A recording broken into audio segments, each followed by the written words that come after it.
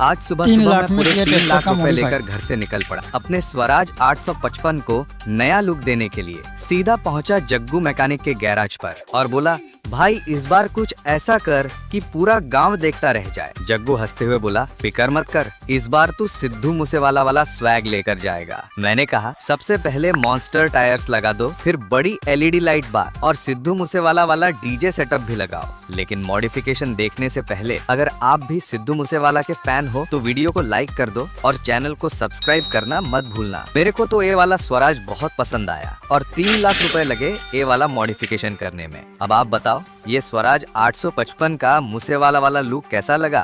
Comment में जरूर बताना।